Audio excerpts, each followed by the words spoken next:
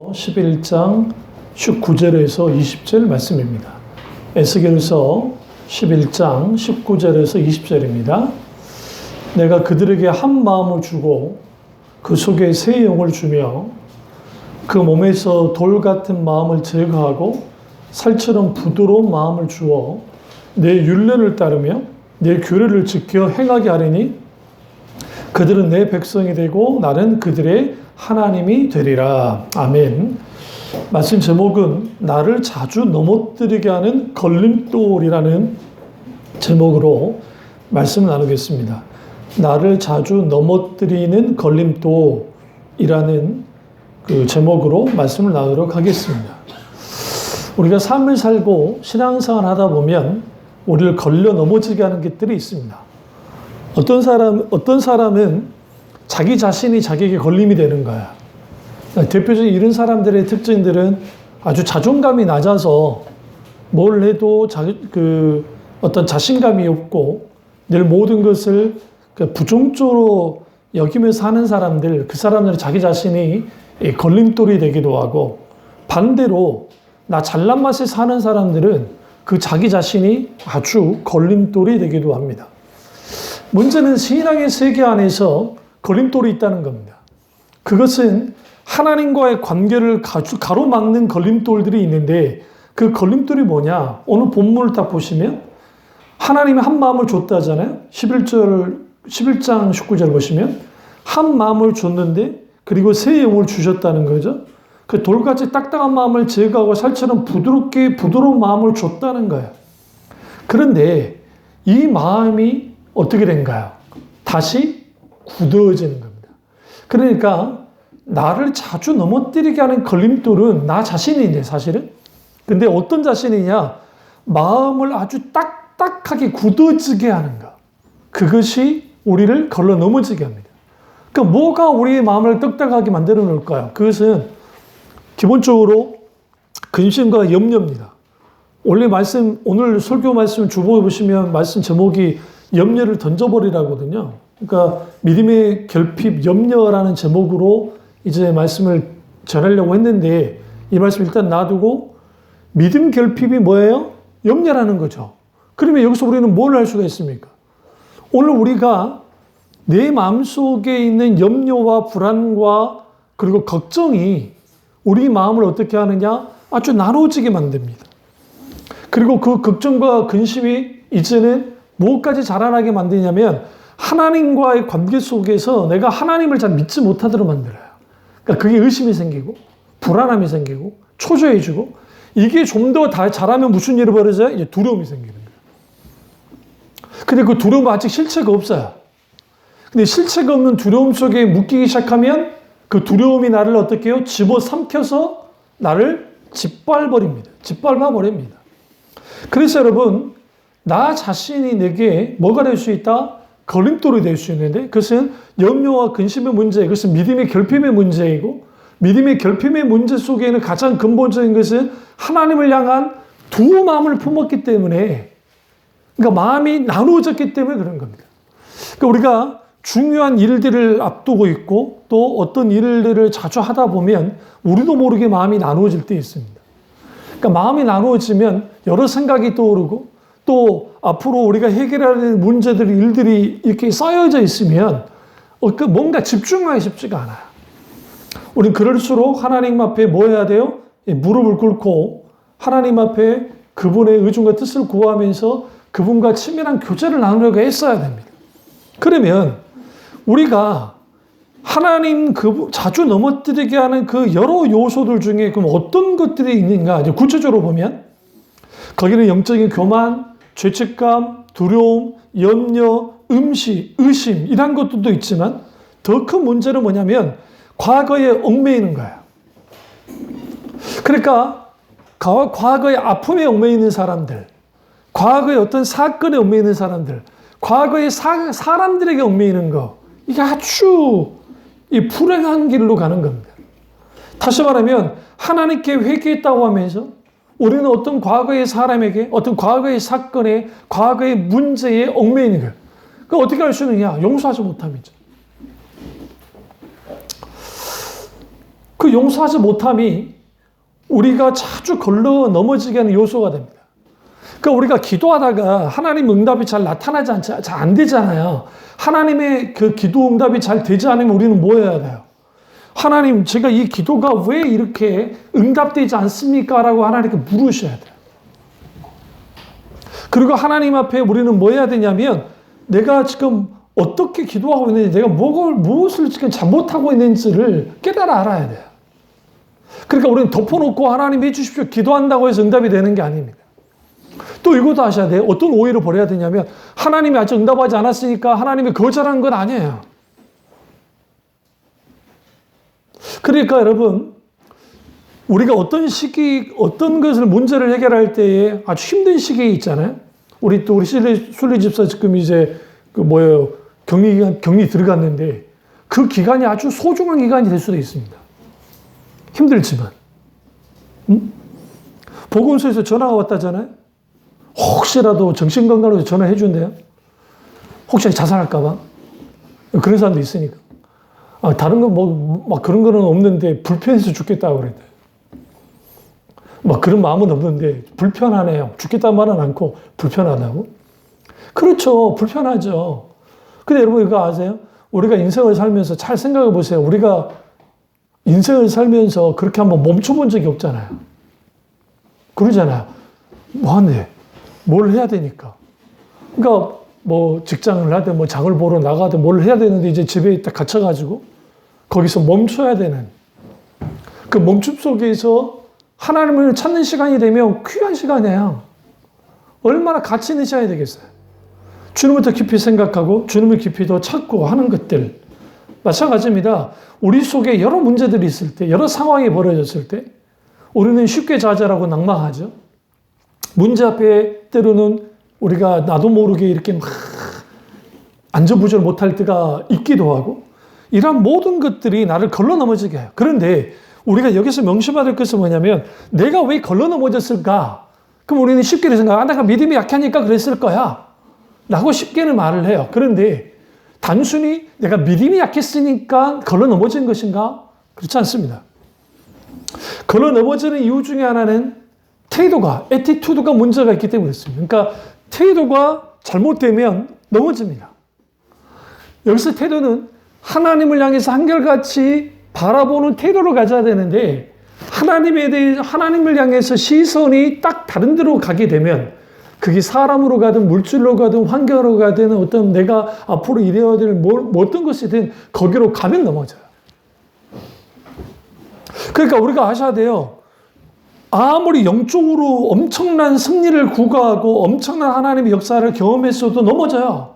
그러니까 어떻게 할 수 있느냐? 엘리야가 그랬으니까. 엘리야가 갈멜산에 놀라운 승리를 경험했습니다. 놀라운 비응답이 있었습니다.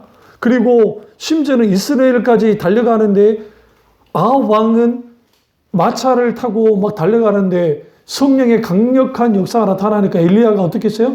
비가 막 들이치는데 마차보다 더 앞서서 달렸다고 성경은 말합니다. 이 어마어마한 성령의 강력한 역사를 경험하면서 이스라엘까지 막 달려가다가 중간에 이세벨로부터 소식이 들려오는 게 뭐냐? 엘리야를 잡아 죽이겠다는 거죠. 자기를 잡아 죽인다는 말을 듣자 그의 시선이 하나님께 있다가 이세벨에게 갔어요. 시선이.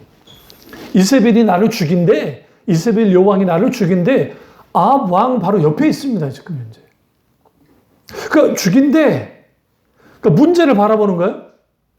상황을 바라보는 거예요. 환경을 바라보는 거예요. 그 다음에 누구를 바라보냐? 나를 바라봐요. 나는 어떻게 되지? 두려움이 엄습해요. 나는 죽을 수 있겠구나. 엘리야가 어떻게 합니까? 꽁무니를 뺍니다. 도망쳐버립니다. 시종 하나 달고 아합 왕에게 갈게요 하지 않고 도망쳐가 버립니다. 그리고 그가 한량없이 달려가는데 도망치는데 북이스라엘 영토를 넘어서 유다 땅까지 들어왔는데 유다 땅에서도 이게 완전 안심이 안 되니까 유다 광야까지 돌아와 버렸어요. 그럼 왜 그러냐? 그 당시 북이스라엘과 남유다가 사이가 좋았습니다. 굉장히. 정략 결혼도 있습니다. 그러니까 혈연관계가 있는 거예요. 그러니까 남유다 왕이랄지라도 이게 믿을 수가 없어. 당연히 그가 하는 일은 뭐예요? 광야로 들어가서 어느 누구도 들어올 수 없는 곳으로 스스로를 몰고 들어갑니다. 그리고 난 다음에 로든 나무 밑에서 죽기를 갈구하는 그게 엘리야입니다. 스스로 넘어진 거예요. 뭐가 장애물이 된 거예요? 그 두려움이. 뭐가 장애물이 된 거예요? 겉으로 보기에는 이세벨이지만 사실은 하나님을 바라봤던 엘리야가 시선을 이세벨과 자기 자신에게 둘 때, 환경과 문제에 둘 때 그럼 넘어져 버렸어요. 마찬가지입니다. 아무리 믿음이 좋아도 우리의 시선이, 우리의 태도가 하나님을 지속적으로 바라보지 못하면 안 됩니다. 이번에 미국에서 화성으로 그 로봇을 보냈습니다. 화성에. 그래서 그 우주선에 띄워서 화성까지 보냈고, 이전에 한참 전에 보냈죠. 이게 이제 화성으로 진입을 하는데, 그럼 그 우주선 하나, 작은 그 캡슐, 그 무슨 우주선하고 밑에 거기에 이제 로봇들을 같이 보내는 거예요. 근데 그 불과 몇 분 사이에 거기를 내려가야 되는데 그게 쉽지 않다는 겁니다. 그래서 그걸 무슨 시간, 죽음의 시간, 무슨 시간이라는 표현을 썼는데, 근데 그거를 위해서 나사에 있는 수많은 과학자들이 얼마나 수정한지 아세요? 그러니까 엄청난 수정을 가하면서 슈퍼컴퓨터와 모든 브레인들이 그것에 대해서 막 조종을 하면서 하는데 인류 최초로 있다가 둔 거예요. 화성이에요, 화성. 달도 아니에요. 달은 진작에 뒀지만 화성까지 날아가가지고 화성에 뒀습니다. 그때 그럼 보세요. 여기서 중요한 게 뭐냐면 지구와 지금 그 우주선과 그 로봇이 계속 계속 거기에서 전파가 오가지 않으면 그 기회는 아예 쓸모도 없는 게 되는 거예요. 마찬가지입니다. 우리가 하나님과의 관계 속에서 우리의 시선이 하나님께 두지 않으면, 우리의 주파수가 하나님께 맞춰 있지 않으면, 이게 끊겨버리면 아무리 이 사람이 오늘 일어난 일이에요. 엘리야가 오늘 기적의 역사를 맛봤고 오늘 하나님의 초라운적인 놀라운 역사가 있었음에도 불구하고 넘어져 버린단 말이죠. 시선을 절대로 떼면 안 돼요. 누구로부터? 하나님께를 향해서.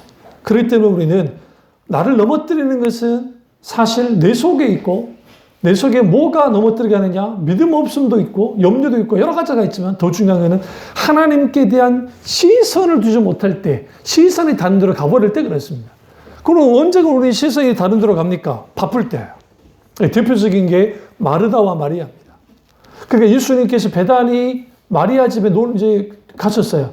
복음 전도하시고 하시다가 그 집에 가셔서 거기서 뭐 하셨냐면, 거기서 이제 먹고 마시고 이제 주님이 쉬시려고 가신 겁니다. 그런데 문제는 뭐냐면 마르다가 이제 예수님을 위해서 음식을 막 준비하는 거야. 열정적으로. 예수님 한 번만 그냥 음식을 마련할 것 같으면 별게 문제가 없는데, 예수님의 직계 제자만 12제자고 좀 더 확대하면 70제자가 있고, 좀 더 확대하면 여제자들도 있었고 이름 모를 제자들도 많이 있었고, 그러면 거기를 가가지고 거기에서 뭐 했어야 돼요? 이제 대접을 해야 된단 말이죠. 또 이스라엘이나 우리나라 똑같은 게 손님을 대접할 때는 극진히 대접했습니다. 우리나라 문화도 그게 있었습니다. 똑같이. 그 상황에서 마르다가 음식 하느라 바빠 죽겠는 거야. 근데 마리아가 어떻게 하고 있습니까? 예수님이 딱 앉아 계시는데, 모자에 앉아 계시는데, 바로 앞에 나와가지고 이렇게 무릎을 탁 꿇고 엎드려가지고 예수님의 말씀을 듣고 있었습니다. 여기서 우리는 뭘 알 수 있냐면, 우리가 하나님과의 관계를 설정할 때에 이게 교회 사역이든 어떤 것이든 다 똑같아요. 그러니까 목사님들이 그래서 하나님을 묵상하지 못할 수가 있어요. 왜냐하면 여러 일들을 해야 되기 때문에. 교회 중직자들이나 교회 사역자들이, 스태프들이 예배 준비한다고 정작 하나님을 찾지 않는 경우가 많단 말이에요. 대표적인 게 성가대. 자, 늘 말씀드리죠. 설교 제일 안 된 그룹이 어디? 성가대. 성가대 치고 설교를 잘 듣는 건 거의 없어요. 그 어떻게 할 수 있느냐? 제가 헌신 예배를 자주 인도하러 가다 보면, 설교를 하다 보면 성가대원들이 다 딴짓해요. 놀랍게도. 지휘자는 말할 것도 없고. 그리고 동시에 설교 잘 안 되는 그룹이 누구냐? 죄송합니다. 반주자들. 반주자들 치고 설교 잘 듣는 사람 내가 거의 본 적이 없어요. 그 왜 그럴까요? 예배 설교가 하기 전에 막 찬양하고 막 여러 가지를 했잖아. 이제 나는 좀 쉬어야 된다는 생각을 하는지 몰라요. 시선이 흐트러져 있는 거야. 그래서 우리는 분명하게 볼 게 뭐냐면 하나님 그분을 어떠한 그 삶이 어떻게 우리가 바쁘고 한다 할지라도 하나님께 시선 두기를 절대로 멈추면 안 돼요. 멈추는 순간 넘어집니다. 그러니까 에스겔이 그 말하는 게 우리가 한 마음을 줬다는 거, 하나의 마음은 순전한 마음을 하나님께 가져가야 되는데 이 마음이 쪼개지는 거야. 그래서 사도 바울이 뭐라고 했냐면 고린도 전후서에 그 독신의 은사에 대해서 말을 하면서 할 수 있으면 결혼하지 않는 것도 좋다라고 말했다고요. 그러니까 우리가 이게 왜 그러냐. 그 대신 단체 조건은 독신의 은사를 받았을 때고 아무나 그런 건 아니고. 그 왜 그러느냐.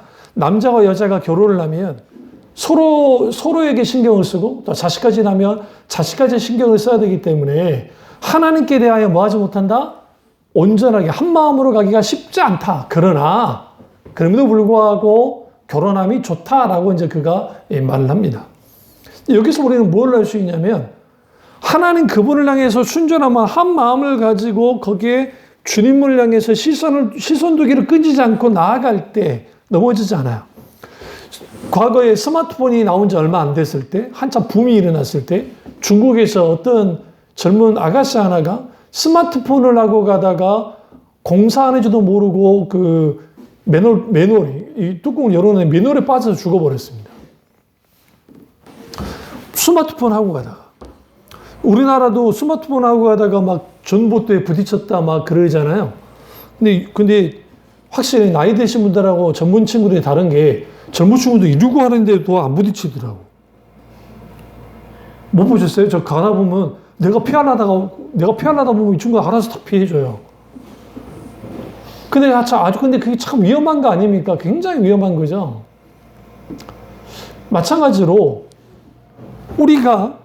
우리의 시선이 그래서 lift up your eyes 눈을 들어 주님을 본다. 그러니까 눈을 든다는 거.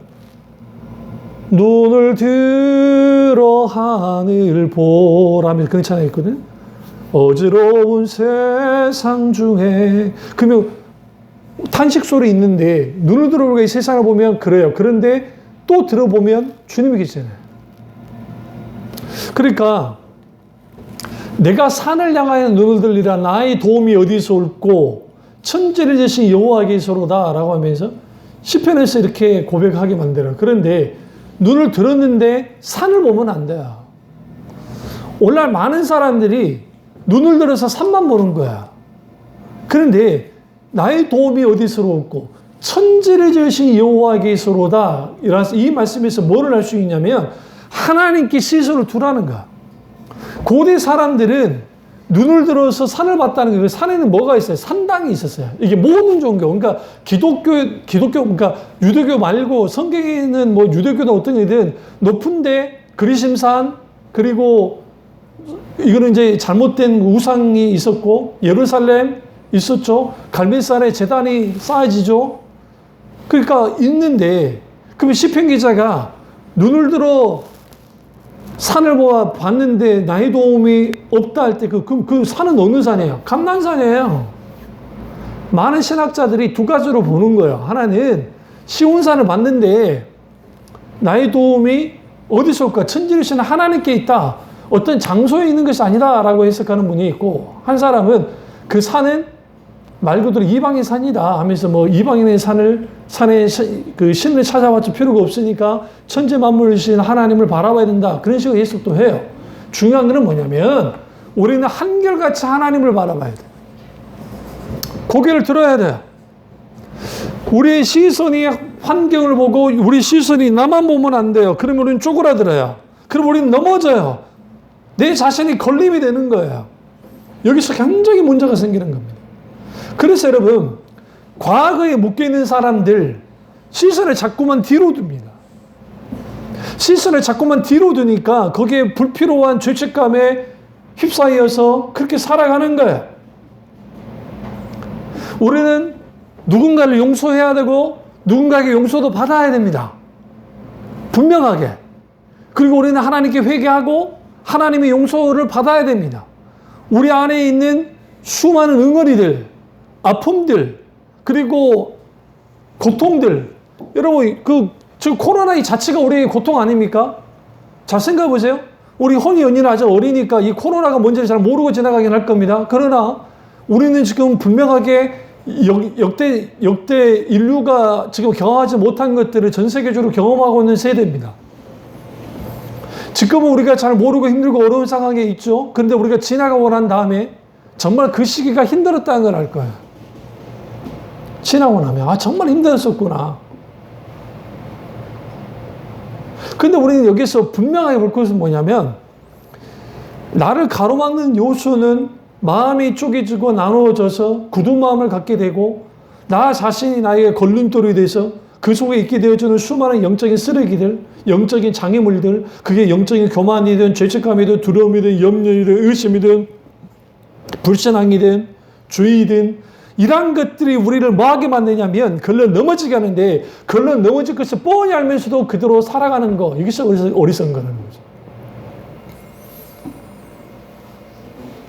그러면 우리를 자주 넘어뜨리게 하는 걸림돌은 무엇이 있을까요? 첫째로 시대의 조류가 신자들을 넘어지게 하는 걸림돌이 됩니다.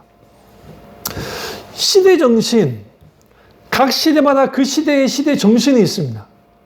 고려가 멸망을 하고 조선이 있을 때에 고려의 이데올로기, 시대의 정신은 불교였습니다. 그러니까 불교의 통치 이념을 가지고 그들이 살아갔습니다. 물론 거기에는 여러 가지 있긴 있었지만. 그러나 그 시대의 조류가 이제는 유교로가 하는 시대의 이념을 가지고 나라를 통치하고 인을 강조하고 하면서 했지만 정작 사대부들이 정권을 잡고 있을 때에 수많은 말도 안 되는 수많은 일들이 벌어졌습니다. 다시 말하면 어느 시대이든 그럴싸한 사상, 그럴싸한 이념, 그러니까 어떤 그 정신, 그리고 그럴싸한 문화, 사회, 그것이 있다 할지라도 그 자체는 완벽한 게 아닙니다. 우리는 자본주의 안에 삽니다. 근데 자본주의가 기독교는 아닙니다. 우리가 공산주의가 있습니다. 공산주의는 깨졌습니다. 지금 멍청한 공산주의를 그대로 갖고 있는 것은 북한 외에는 없어요, 이 나라에. 지금 전 세계에 공산주의 국가가 많아요. 지금 뭐 미얀마도 공산주의 국가고요. 지금 난리가 나는 민주화 됐다가 사실상 그런 공산주의가 있었고, 그리고 뭐 지금 뭐 캄보디아, 뭐 우리가 중국, 그 공산당들이에요. 공산 이념. 그런데 그들이 뭘 버렸냐면 소위 말하는 자본주의 경제 방식을 갖고 들어왔기 때문에 이제는 사회주의, 그러니까 그 막스가 말했던 자본론에서 말했던 그 방식을 다 폐기쳐본 적이었어요. 다만 그들의 정치 체계는 독재라고 하는 하나의 그 계급투쟁이나 이 독재라는 것은 그대로 가지고 나오고 있단 말이에요. 그걸 가지고 나왔어요. 근데 아이러니하게도 공산주의가 꽃을 피우고 실제로 발생했던 러시아는 이미 공산주의로 벗어났어요. 폐기 처분했으니까. 러시아에 공산당이 있습니다. 소수 정당에 불과해요. 아무것도 아니에요. 그냥 그건 독재 나라가 된 거예요. 이게 민주주의도 아니고 뭐도 아닌. 자, 무슨 말씀 드리려고 하냐면 소위 이 세상에 있어 민주주의가 이 세상에 대단한 것이다. 그러니까 꽃이다. 막 하는데요. 세상 사람이 만들어낸 정치 이념과 모든 것들은 불완전하고 그나마 나은 것뿐이에요. 이런 정신이 교회 안에 들어왔단 말이죠. 교회 안에 딱 들어와가지고 소위 말하는 민주적인 방식으로 교회를 끌고 나가자는 것이죠. 그 결과가 뭡니까? 물론 그거는 정말 귀하다고 생각해요. 받아들일 거 많다고 생각해요. 그걸 받아들이기 장로교회예요. 지금 장로교회 체제 자체가 민주주의 이념이 그대로 들어있어요. 영국이나 그런 데서 다 나왔기 때문에, 유럽에서 나왔기 때문에. 그런데 이제 중요한 건 뭐냐면, 그러면서 사람이 주인이 되는 교회, 인간의 인본주의가 판을 치는 교회가 되어버렸단 말이죠. 그래서 군중이 좋아하면 그대로 따라가 버려요. 만약에 그 논리로 갔다고 한다면 모세가 가데스 바네아 앞에 딱 섰을 때 10명의 정탐꾼이 못 들어간다고 하면 우리는 그를 따라 했어야 돼요. 2명의 정탐꾼이었던 여호수아와 갈렙만을 따르면 안 돼요. 그래서 교회 체계는, 교회는, 기독교는 단순한 민주주의 체계를 따라가는 게 아니에요. 세상 이념을 따라가는 집단도 아니고, 거기는 그리스도의 공동체, 그러니까 예수 그리스도의 주권자이신 하나님만을 중심으로 두고 진리의 말씀을 사수하면서 거기에서 진리 안에서의 자유를 누리는 공동체가 기독교입니다. 그런데 소위 말하는 시대적인 조류가 어떻게 나가냐면 기독교와 충돌하는 거야. 우리는 한가지 착각하는 게 공산주의자들이 대놓고 기독교를 핍박을 하니까 공산주의만 기독교의 적이냐? 최대의 적이죠. 그러면 자본주의 안에는 없습니까? 소위 자유민주주의 안에 없습니까? 소위 말하는 자유민주주의 안에 소위 인권이라는 의미를 가지고 저는 그 인권 그 자체는 나쁘다고 생각지도 않습니다. 그런데 문제는 뭐냐면 기독교의 진리, 다시 말하면 성경의 진리마저도 왜곡시키고 깨부시는 일들을 한단 말이죠.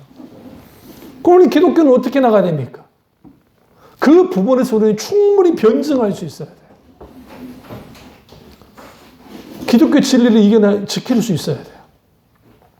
여기서 우리는 뭘 할 수 있냐면 젊은 청년들이 나이가 이제 대학을 다니면서 신앙에서 멀어진 이유가 뭐냐면 어떤 설교를 들어본 적이 없어서 그냥 깊은 사유하는 설교를 들어본 적이 없는 거야.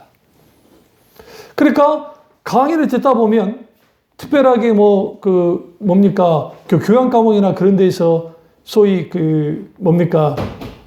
젠더 논쟁, 그러니까 젠더에 있어요, 젠더. 성담론이라는 표현을 쓰는데 거기에서 그런 어떤 교수가 그런 강의를 내버리면 기독교 신앙을 갖고 있는 친구들이 그런 강의를 들으면서 뭘 하냐면 남자, 여자, 제3의 성 아니면 남자, 여자 성 뭐 필요하냐? 이 성을 파괴시키자고 하는 이런 게 소위 말해 나와요. 그러면 이게 좀 더 확대되어지면 소위 자유주의 신학 안에서 우리는 왜 하나님이라는 신명칭이 남성형인데 이게 말이 되냐? 그러면 어머니 하나님이라고 돼야 된다라는 그 논리를 가지고 나온단 말이죠. 그러면서 뭘 깨부시냐면 기독교의 기본적인 진리들을 다 깨부셔버린 거예요. 이걸 뭐라고 하냐면 다다이즘이라고 그래요. 다다이즘의 뜻은 해체주의입니다. 해체해버리는 거예요. 소위 과학을 끌고 와서 그 과학 안에 진화론이 마치 완전한 과학인양 가지고 나와요. 그렇다고 진화론은 무조건 이걸 무시할 수는 없어요. 왜냐하면 과학적인 어느 정도 부분도 있는 건 사실이니까. 문제는 뭐냐면 그게 진리이고 뭐가 됐기 때문에 소위 생명의 기원에 대해서 말할 때에 그들은 우연히 갑자기 모든 세계가 나왔다는데 그들은 우연을 믿는 사람들이에요. 그러니까 진화론 안에서도 종교화된 진화론이 있고 좀 온건한 진화론이 있고 학자적인 어떤 양심이 있는 그런 진화론들이 있는데 문제는 뭐냐면 그런 것들이 마치 진리냐. 그러니까 교회에서 무슨 일이 벌어지냐면 진화론과 창조론을 같이 가져가고 하는 이 믹서시키는 그런 말도 안 되는 일들을 한단 말이에요. 이게 신앙의 걸림이 돼버려요. 한국 교회가 미국 교회도 마찬가지예요. 강단에서 선포되는 메시지 속에서 깊이 사유할 수 있는 메시지가 선포되지를 않으니까 감성 노릇만 하는 거예요. 그냥 소위 말하는 그 감정적인 거. 그러니까 감동 주는 설교, 감동되는 찬양들 그런 것만 듣다 보니까 소위 말하는 수많은 예화, 그런 예화에 대해서는 들었을지 모르지만 정작 성경의 진리에 대해서는 깊이 들은 적이 없거든. 이 시대의 조류 속에서 노래이든 예능이든 그리고 드라마이든 영화이든 그 뮤지컬이든 그 말도 안 되는 뮤지컬 중에 Jesus Christ 슈퍼스타라고 하는 소위 교회 권사라고 하는 사람이 거기에 나와서 그 공연을 하는, 물론 한국에 들어온 Jesus Christ 슈퍼스타라고 하는 그 뮤지컬은 서양에 사는 것보다 좀 덜하긴 하지만 그 가룟 유다를 영으로 만드는 뮤지컬이에요. 소위 믿는다고 하는 사람들이 그런 데 출연하는 거야. 뭐라고? 예술의 영역이니까. 김선아 권사님이 아시는지 모르겠어요. 무당 전문 배우 아세요? 굉장히 싸납게 생기신 김선아 권사님이라는 분이 있어요. 여러분 생각 안 날지 모르지만. 주로 무당을 많이 하셨어요. 눈도 매서워요. 이후에 그분이 뭘 깨달으셨냐면 그 연기를 난 연기로만 했는데 그게 결코 영적으로 좋은 게 아니라는 걸 아신 거예요. 그러니까 어느 날 갑자기 사라지고 다른 데이터들이 나왔죠. 그러나 지금까지 제가 무당 연기 중에 그분을 따를 자가 없어. 그 눈매와 그 이거 막 하는 것과 하기에 얼마나 대단하시. 크리스찬 배우들이 동성애 예를 들어 다루는 작품에 연기를 한다? 그 사람이 크리스찬인지를 한번 생각해 봐야 돼요. 제가 분명히 말씀드립니다. 그는 예술이니까 그거 그렇게 하는, 나는 그걸 따르는 건 아니야. 그렇지 않아요. 그것으로 인한 파장 어떻게 할 겁니까? 여러분, 우리는 베스트셀러에 혹하는데요. 책 베스트셀러, 대박난 뭐 영화들 막 그런 데를 이 건전한 비판의식 없이 보면 우리는 걸러 넘어져요. 쉽게 넘어져요. 그러면 에스겔 당시에는 그런 게 없었을까요? 있어요. 고대 당시에 뭐가 계속 충돌하냐면 이스라엘은 지정학적으로 메소포타미아 북쪽 지역의 문화와 사회의 모든 영향을 받게 되어 있고 이집트 쪽으로 영향을 받아요. 양쪽에서. 심지어는 이제 예수님 시대에는 헬라, 저 그리스 쪽, 로마 쪽의 영향을 같이 받습니다. 받으면서 거기에 수많은 일들이 벌어져요. 근데 그 속에서 기독교인들이 넘어지지 않기 위해서 할 게 뭐 있냐는 거예요. 그래서 구약의 사람들은 철저하게 야훼 신앙을 가지고 그 신앙을 가지고 그 진리를 붙들면서 그들은 이겼어야 됐어요. 싸웠어야 됐어요. 진리전쟁을 했어야 됐다고요. 그래서 사도 바울이 뭐라 합니까? 너희는 악에게 절대로 지지 말아야 되고 이 세상을 본받지 말라잖아요. 세상을 본받지 말라고. 세상이 추구하는 바는 좀 더 많이, 좀 더 높이, 좀 더 강해져야 돼요. 중국의 오만함이, 중국의 천박함이 어디서 나오냐면 자기들의 나라가 크고 사람 수가 많고 진짜 강한 나라긴 한데 그 강함을 막 드러냅니다. 그 왜 그럴까요? 천박하기 때문에요. 진정한 강함은 거기서 나오잖아요. 힘의 논리에서 나오긴 하지만 언제 미국이 나 이 정도 강해라고 뭐 합니까? 강하니까. 진짜 강하면. 그럼 왜 그런 일들을 하느냐? 시대의 정신은, 이 시대는 강자가 약자를 이기는 시대예요. 강해져야만 살아요. 그런데 하나님의 자녀는, 하나님의 백성은 강함으로 살지 않아요. 약함으로 살아요.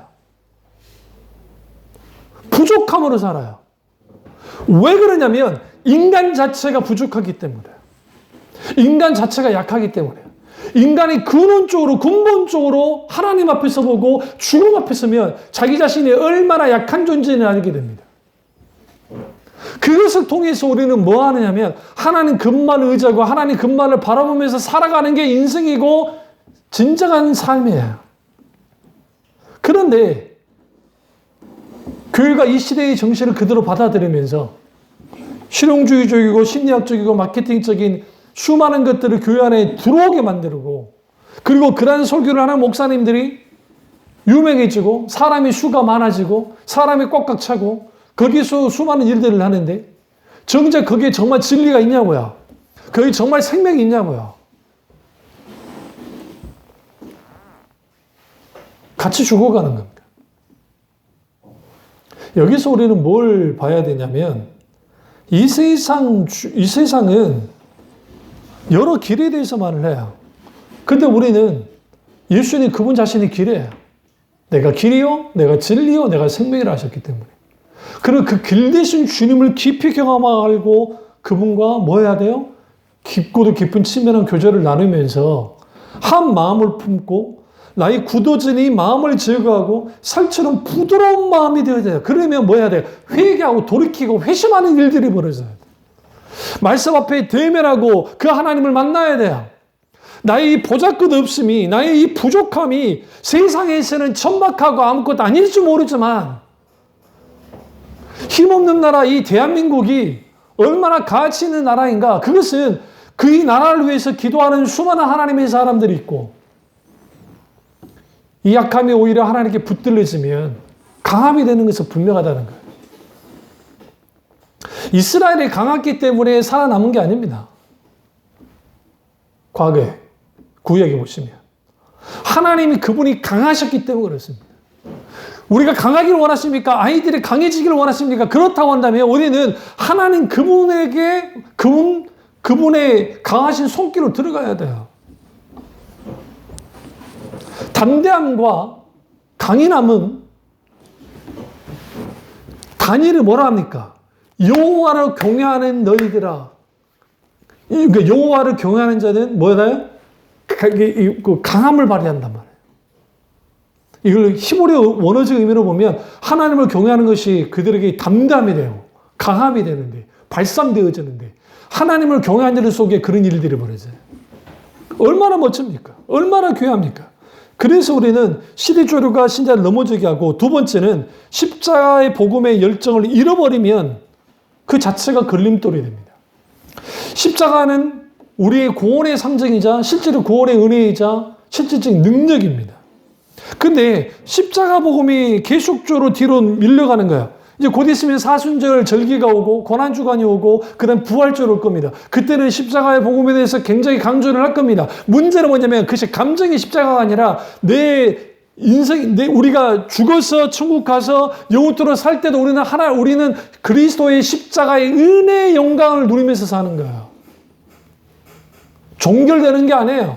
예수 그리스도의 십자가의 죽음과 부활과 그리고 그분의 이 승천과 이 모든 것들은 영원토록 있는 일들이에요. 우리는 예수 그리스도의 십자가의 영광을 영원토록 찬양하고 영광을 드리면서 사는 그 사람들이 그리스도입니다.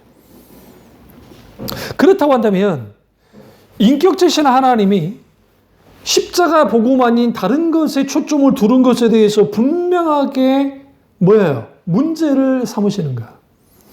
그러면 우리는 왜 우리의 마음이 굳어질까? 다양한 이유가 있습니다. 다양한 이유인데 그 대표적인 것은 뭐냐면 하나님을 매일매일 매 순간순간 하나님을 찾지 않는 사람들의 마음이 굳어집니다.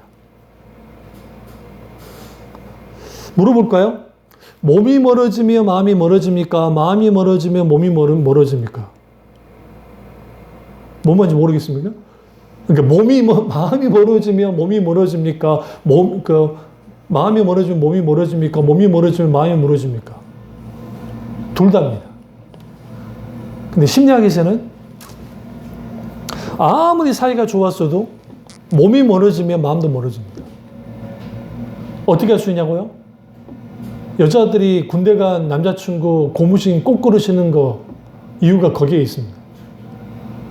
젊은 청춘들이 불붙었는데 한참 좋았는데 갑자기 요즘에야 그나마 이제 군복무 기간이 좀 짧으니까 그러지 우리 때야 28개월 우리 또 선배들 때는 30개월 그랬잖아요.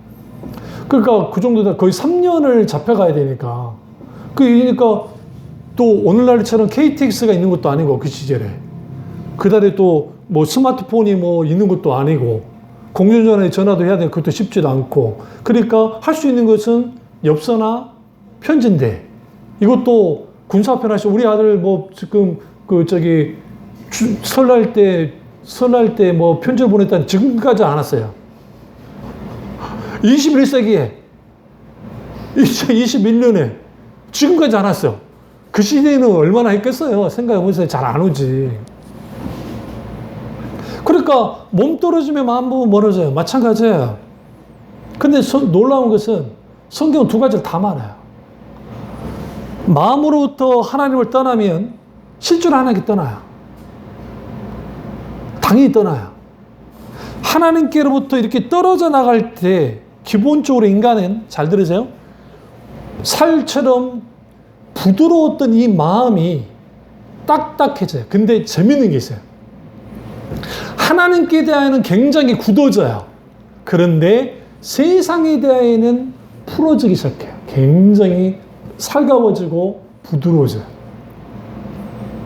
그러니까 우리가 영적으로 침체되어지면 하나님께 대하여 굳어져 버리는데, 마음이 굳어져 버리는데, 그 굳어지는데 하나님께 대해야만 굳어지고, 교회에 대해서 굳어지고, 목사님이나 교회 지체들에 대해서 굳어지고, 신앙생활에서 굳어지지, 세상에 대해서는 한없이 부드러워져서 야들야들한 거예요. 그래서 무한히 흡수합니다. 이전에 하나님께 받았던 은혜를 대체할 수 있는 게 너무나 많아. 왜? 세상적인 즐거움, 먹는 즐거움, 보는 즐거움, 즐기는 즐거움, 어떤 기타 등의 즐거움, 그 즐거움을 갖는 거야. 그런데 애석하게도 완전히 하나님을 떠난 사람도 있겠지만, 완전히 하나님을 그나마 떠나지도 못하고 이게 이것도 아니고 저것도 아닌 그 애매모호한 양다리를 거친 상태에 있는 사람들이 있단 말이에요.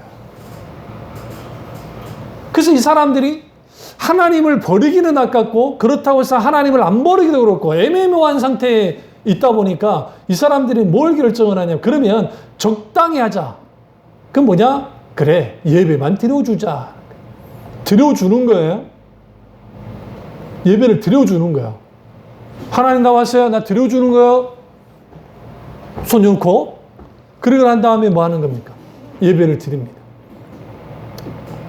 말에 드려주는 거지. 구경하러 오는 거죠. 구경교회 자리에 있어요. 거기에 어떤 설교도 어떤 것도 그들에게 어떤 역사도 나타나지 않아요. 나로 팬이라고 하는 책이 있어요. 제자입니까? 팬입니까? 라는 책의 저자가 뭐라고 하냐면, 그 목사님이 어느 날 목회를 하는데, 그 청년 목회를 하는데 청년들이 막 교회를 떠나가는 거예요. 그게 이상하다. 왜 그럴까 했더니 이제 설문조사를 해보니까 우리가 생각하듯이 막 고리타분하고 해서 청년들이 교회를 떠난 게 아니라 제대로 된 말씀이 선포되지 않다는 거예요. 그러니까 진리의 말씀이 선포되지 않고 교회나 세상이나 별다를 바 없는 그런 건데 굳이 교회 다닐 필요가 있습니까? 라는 설문조사를 듣고 이분이 충격을 받았어요. 그래서 뭐냐, 이제 하나님 말씀을 깊이 파기 시작하면서 메시지를, 살아있는 신앙의 본질에 속한 메시지를 선포하기 시작했습니다. 막 선포를 하니까 어느 날 갑자기 이메일이 하나가 딱 날아왔는데, 저 이제 교회를 나가려고 합니다. 도저히 목사님의 설교를 들어줄 수가 없습니다.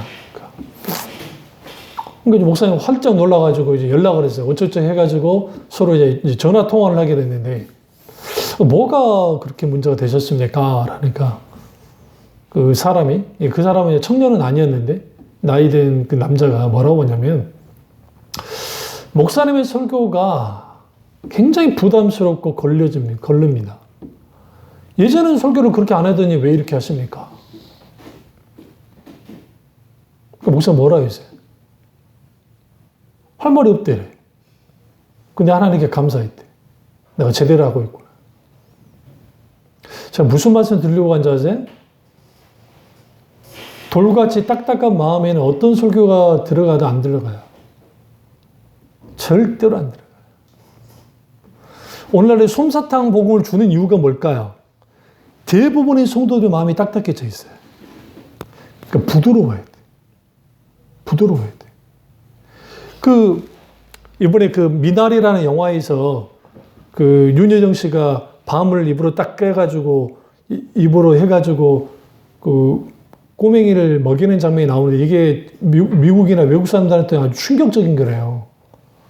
우리 할머니도 애들 키우면서 어떻게 하시죠? 10주는 밥을 씹어가지고 먹여주죠? 몰라요? 며느리들이 길겁하죠? 어머니, 그러면 안 돼요. 응? 근데 옛날에 다 그러셨잖아요. 안 그랬어? 뭐 인상 쓰기는, 우리 어렸을 때 다 그랬어요. 잘 못 씹으면 할머니가 씹어가지고 먹여줬다고 우리도 뭣도 모르고 받아 먹고. 근데 그 세대에는 그런 것에 대한 인식이 없으니까. 그런데 그걸 표현을 했다 하더라고요. 그렇게 씹어 먹여줘야 되는 거예요, 오늘날의 교인들이. 이게 불행한 겁니다. 왜요? 돌같이 마음이 딱딱해져 있기 때문에 그것을 진리의 말씀으로 깨뜨리지 못하고, 그러니까 성경에 살코기 같은 마음이 되려면 브로큰 하트가 돼야 돼요. 깨져야 돼요. 마음이. 뭐로 깨져요? 십자가 복음 외에는 깨질 수가 없어요. 진리의 말씀 아니고는 깨질 수가 없어요. 그래서 성경에 뭐라 합니까? 쇠방망이라는 표현을 썼어요. 말씀을. 쇠방망이로 깨부신다는 말을 또 썼다고. 구약에. 말씀이 내 중심을 깨야 돼요. 그럼 여기서 어떻게 해요? 성령께서 그렇게 하시는 거예요. 성령께서 우리 가운데 말씀을 조명하시고 비추셔서 깨닫고 알게 하시고 회개하고 돌이켜서 내 마음이 하나님의 말씀으로 말미암아 깨지기 시작할 때 그때서야 내 마음이 부드러워져요. 근데 그게 어떻게 돼야 되느냐? 우리가 살면서 신앙생활 하면서 계속적으로 회심의 역사들이 나타나야 우리 마음이 부드러워요.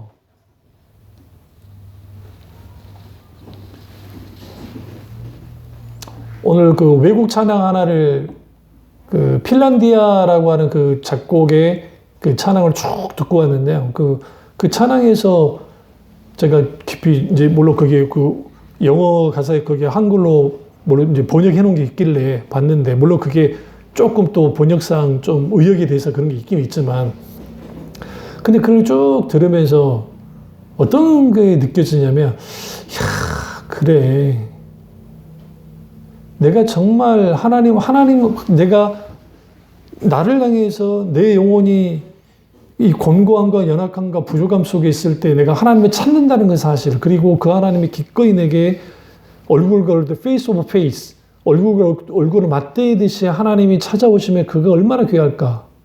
그런 놀라운 은혜가 얼마나 좋을까. 그런 일이 가능하려면 우리 마음이 부드러워져야 돼요. 이게 성령의 임재예요. 찬양하다 그렇게 경험할 수 있어요. 기도하다가 경험할 수 있어요. 여러분 하나님 못 느끼시죠? 많은 사람들이. 왜 못 느낀 줄 아세요? 종교심이 많잖아. 그거 아니에요. 여러분 일상 삶 속에서 하나님의 개입하심과 역사하심이 내게 있을 때 그 하나님의 아름다움과 그분을 인한 그 감탄함이 하나님 그분을 찾을 때 친밀한 교제를 나눌 때 가능해요.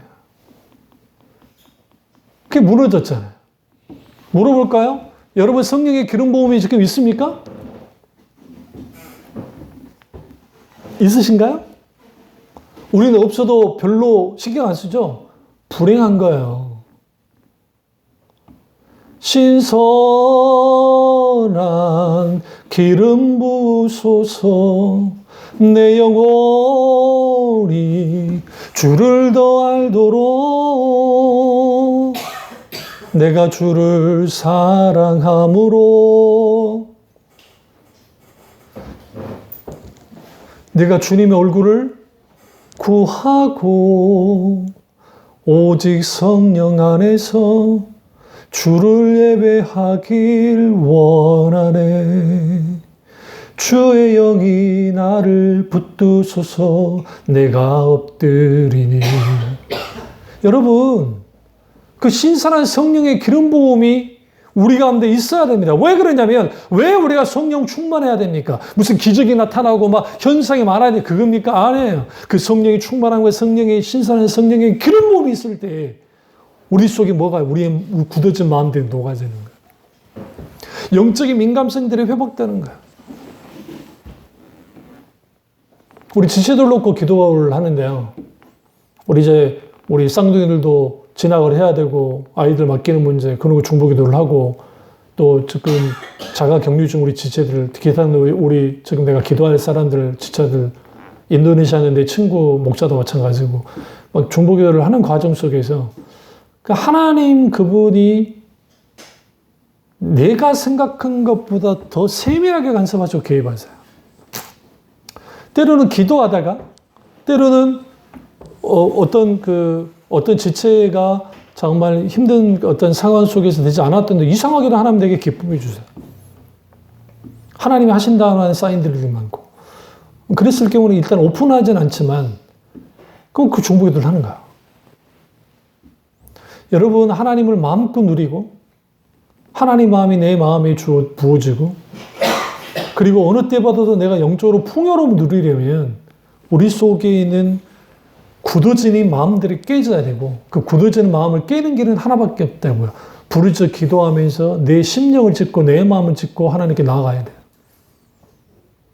그리고 우리는 절대로 우리가 강함으로 나의 잘남으로 살 수 있는 존재가 아니기 때문에 하나님 그분이 나와 뭐 하시도록 나를 책임지시도록 오늘 기꺼이 나를 들여버리세요.